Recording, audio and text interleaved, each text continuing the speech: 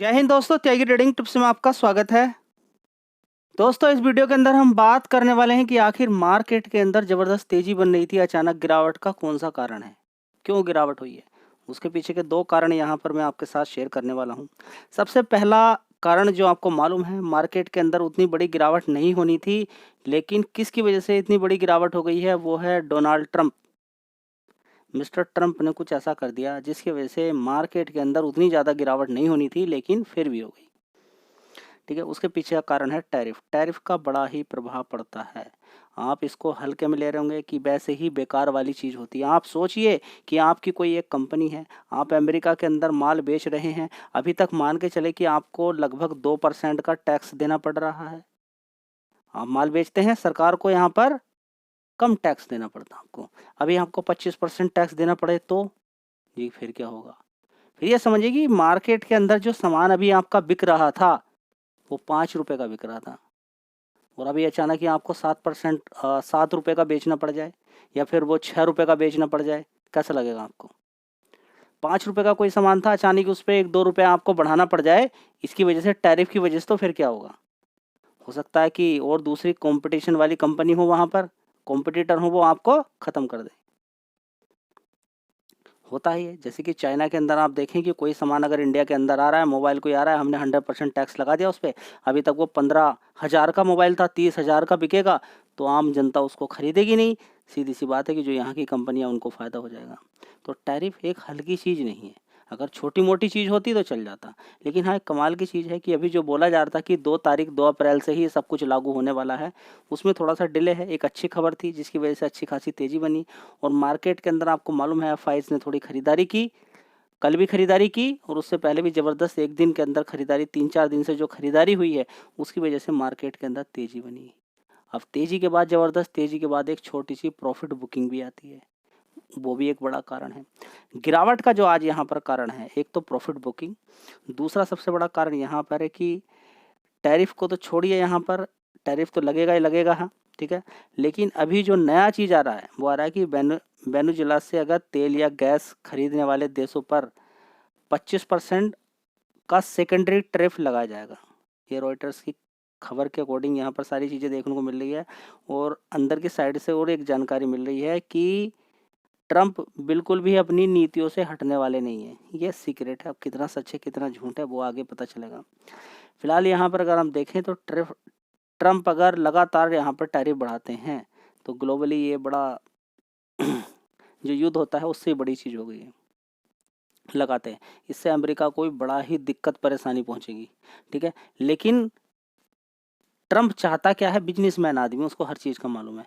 Trump चाहता है कि हमारा माल, यानी कि अमेरिका का माल, अगर विदेशों के अंदर जाए तो उन पर टैरिफ कम होना चाहिए, क्योंकि हम आप पर कम लगा रहे हैं। तो अभी तक दूसरी कंट्रीज ज़्यादा लगाती हैं अमेरिका के माल पर, खासकर इंडिया। तो बार बार वो इंडिया का नाम आपको देखता है कि उछालता हुआ नजर आता है, ठीक है।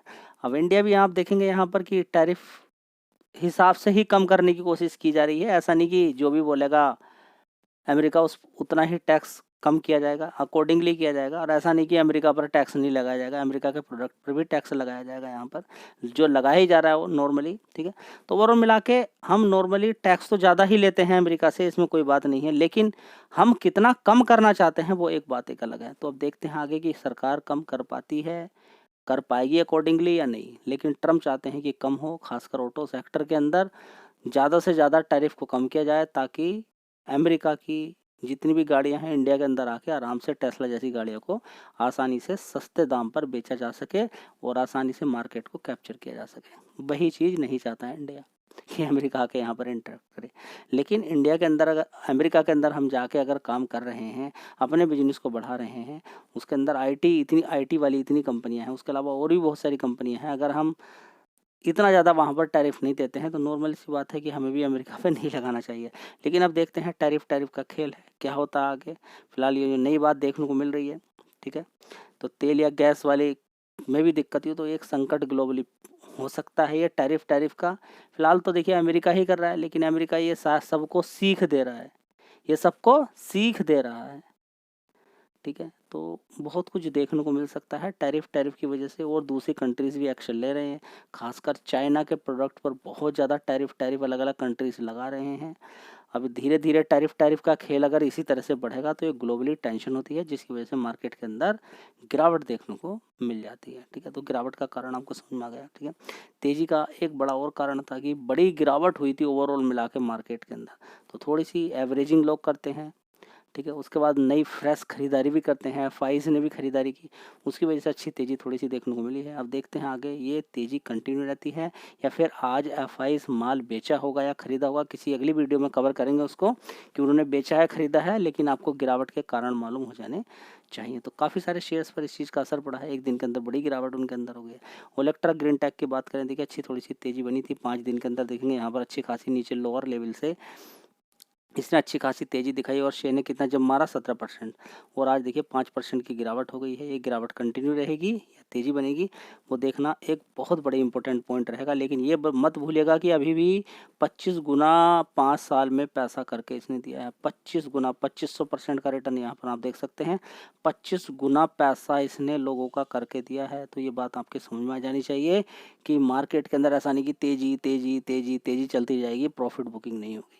समझिए कि मार्केट के अंदर इतनी बड़ी गिरावट और आप जो ऊपर फंसे हुए हैं और आपका जो शेयर इतनी बड़ी बड़ी गिरावट में गया है, उसके पीछे का सबसे बड़ा मेजर कारण यही है कि शेयर 2-2.5 साल 3 साल पहले बहुत सस्ते होते थे और तेज़ी इतनी बनी कि उतनी ज़्यादा बननी नहीं चाहिए थी, जिसकी वजह से गिरावट देखने को मिल रही है।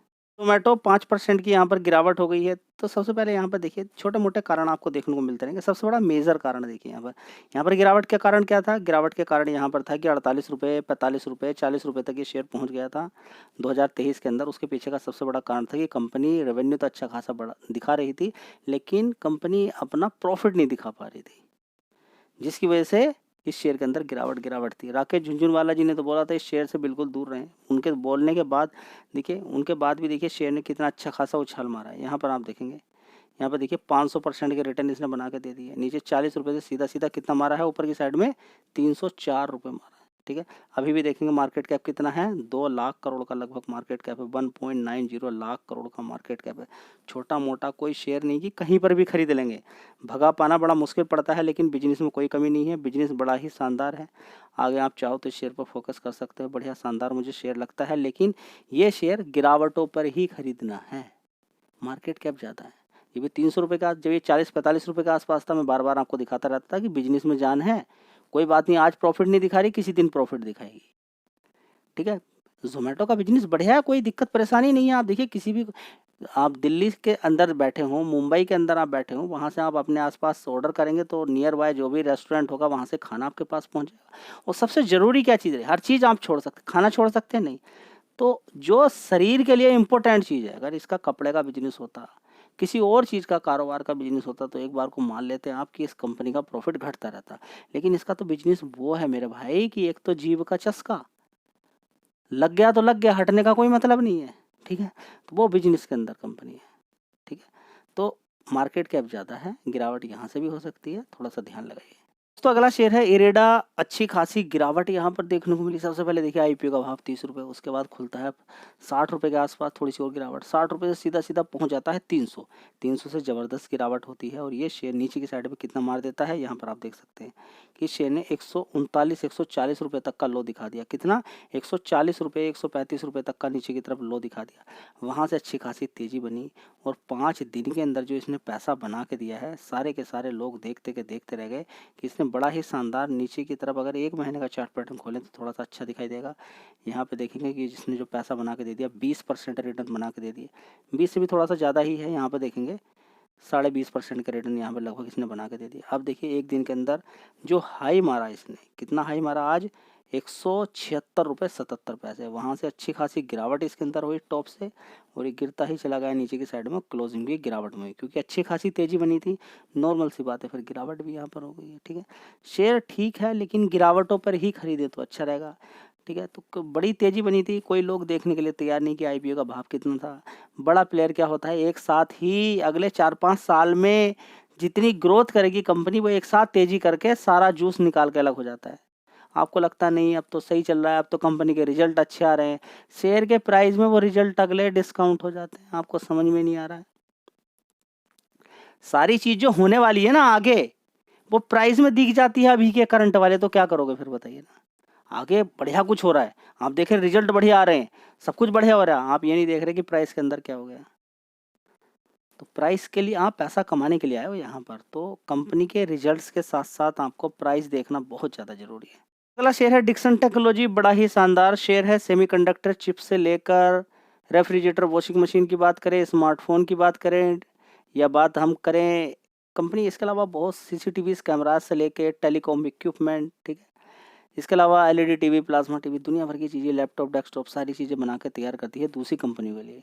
वहाँ से ऑर्डर मिलते हैं, जैसे एसर के 5 लाख तक के लैपटॉप, 5-5 लाख लैपटॉप बना के तैयार करती पूरे साल में, ठीक है। तो वो बड़े बड़े ऑर्डर मिलते हैं, कंपनी उनको फुलफिल करके देती है। अब ये शेयर 5,000 का होता था पहले, 5,000 से सीधे सीधे गिर के कितना पहुँच गया, नीचे गिर के पहुँच गया 2800 तक, कवर किया 2800, बताया आपको मजबूती है, शानदार है। 2800 से तेजी करनी शुरू की जो इसने, ये सीधा मारा कितना, 18,000, 18,000 से भी 1,000 रुपये और ऊपर मार दिया, ठीक है, 19,148। तो बाद में आपको मालूम है कि बड़ी तेजी के बाद होता क्या है, कुछ अलग चीज़ नहीं होती है, बड़ी तेजी तेजी तेजी तेजी, और तेजी के बाद आपके सामने सारी चीज़ें हैं।